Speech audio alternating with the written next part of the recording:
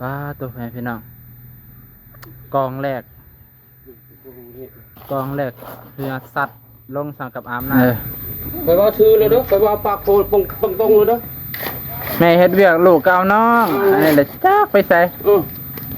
นาทีกันนั้นแล้วท่านนี้ค่อยมาชอบแล้วกันนี้นะ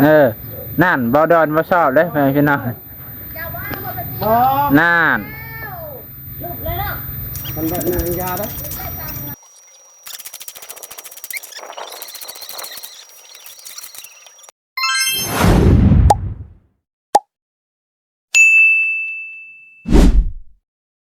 สบายดีแฟนพี่น้องบ่สุขสุขคนมื้อนี้บ่าวน้องก็ได้มาสานต่อเวียกเทพื้นของไอ้นวลแฟนพี่น้องมื้อนี้ก็เป็นวันที่11ธันวาคมเดือนกันมื้อนี้ก็น่าจะเทคานไปก่อนแฟนพี่น้องเทคานให้มันแข็งแรงเนาะมื้ออื่นค่อยว่ากันต่อเพราะว่ามื้ออันหินแห่มันบ่อยากพอแฟนพี่น้องก็เลยสิเทคานไว้ก่อนเพื่อสิคำนวณว่าแห่มันสิเหลือเท่าใดนะแห่แต่ว่าทรายเนี่ยก็บ่ฮู้ว่ามันสิเหลือบ่ทรายก็รู้สึกว่ามันน้อยคือกันไปพี่น้องทรายกับแห่มันนี่ก็เลยค่อยๆเอาน้ำใส่เด้อ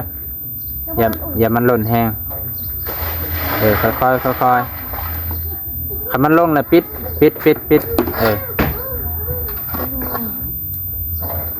เพราะว่าเบื้องนี้เห็นว่าพอน้ำถึกทรายถึกปูนแล้วเห็นแต่ทรายเนาะ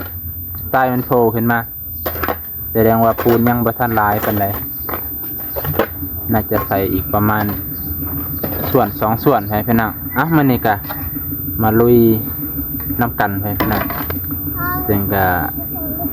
คิดว่ามื้ออื่นน่าจะแล้วถ้าหินกับทรายมาเนาะป้าตัวแฟนพี่น้องกองแรกเรือสัตว์ลงสังกับอาบน้ำยังมีเสือขาวซื่อๆด้วยนี่เปียกเบิดแฟนพี่น้องลูกกระจับไปใช่มั้ยเขาตายหมดแล้วลูกกับบ่อยู่แม่เฮ็ดเวียกลูกไปเล่นโอ้ยเนาะบ่ได้เรื่องบ่นึงคะแนนหันบ่ได้เรื่องไปว่าชื่อเลยเด้อไปว่าปากโพดตรงเลยเด้อแม่เฮ็ดเวียกลูกเก่าน้องอันนี้แหละจักไปใส่นาทีกันนั้นแล้วท่านนี้ค่อยมาชอบแล้วกันนี้นะนั่นบ่ดอนบ่ชอบเด้แม่พี่น้องนั่น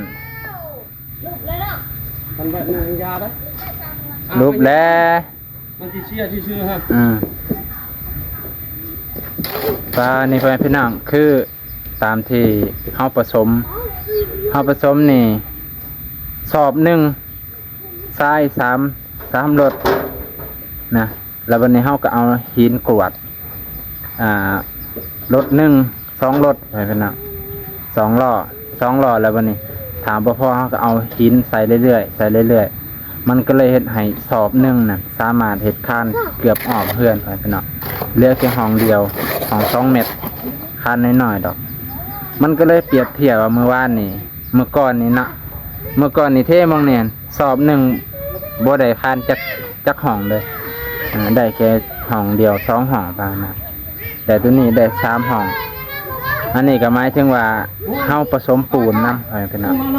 มื้อนี้เบาน้องผสมเองก็เลยลองเบิ่งผสมเองมันเฮ็ดให้เฮากะได้ปริมาณได้เฮาฮู้ของปูนนะว่ามันควรเฮ็ดจังไดให้มันหลายๆเนาะเมื่อก่อนนี่ก็ให้อ้ายเพิ่นผสมมันก็เลยผูกผสมบ่เป็นแน่ก็เลยบ่ฮู้เฮ็ดเลยบ่อยากนะก็บ่ฮู้คือกันนี่นะอันนี้ก็เลยแบบแ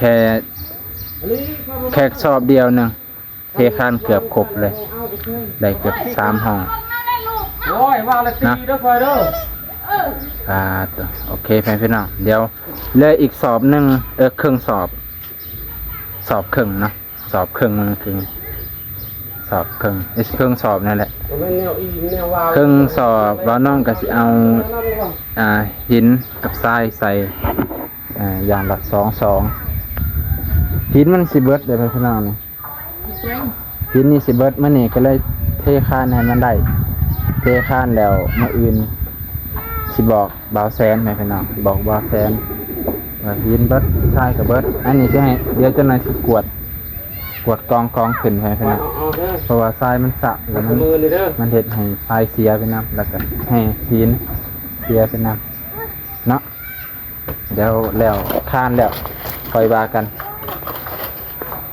นี่สิพาไปเบิ่งกวนเอาเลยเอาน้ำแสะใส่แห้งดีมันสิเบิดละ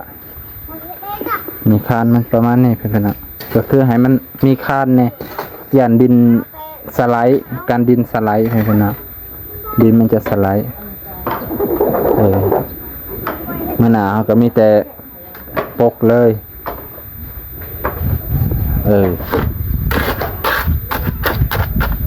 สวยงาม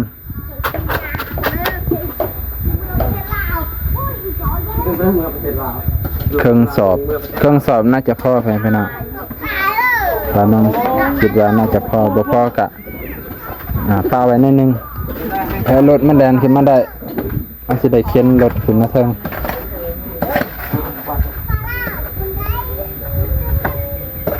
นะแฟนๆนะมันนี่กะสิต่ออีกเครื่องสอบคอยว่ากันไหม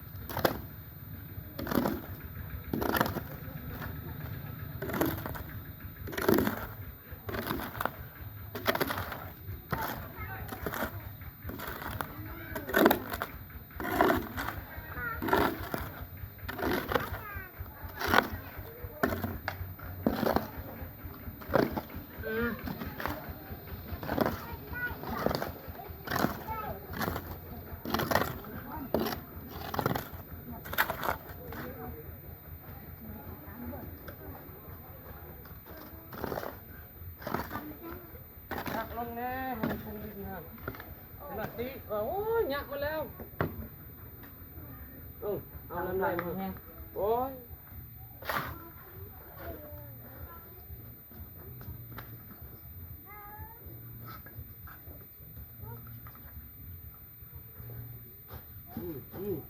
มันมาพิษดอกชักแทกคุมนอก นั่นนะครับมันได้บ่ครับโอ้ย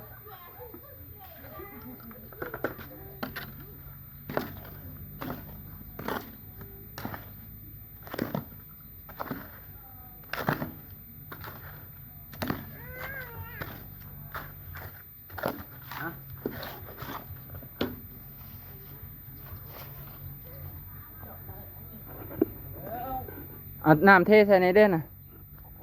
เทใส่ในเอาน้ำเทใส่มันจังดูด ได้พักพอที่เป็นแล้วทำนี่โอ้โห เอาน้ำเทใส่ เอาน้ำนี่คือแค่เจ้าของมาเนี่ยนี่ผู้ชายข้าเฮ็ดนี่อย่าข้าอย่ามึงไงเฮ็ดดำให้ดำนาให้กว่านี้หรอกเพลนที่ช่องมุ่งจะต้องให้ขึ้น เทใช่ไปเลยจากเลยมันสิซึมเขาอยู่ดอก เลยถอกรถ ถอกรถ เพราะว่าคานมันแห้งเทลายแห้งดี มันจังดูดดินดีมานี่ก็ได้เทคานเด้อไม่ได้เทคานปลาไว้ก่อนมาอื่นลูกจังสิมาต่อมันนี่สิเทคานปลาไว้ให้มันแข็งแรงมืออื่นจังสิเทพื้นเลย แต่ว่าบ่ฮู้ว่ามืออื่นอันนั้นบ่พอใส่กับแห่ก็ถือว่าน้อยอยู่ไปเป็นน่ะ เห็นก็ตำแล้วเปลี่ยนถึงก็เดิน นะน้อยอยู่เนาะ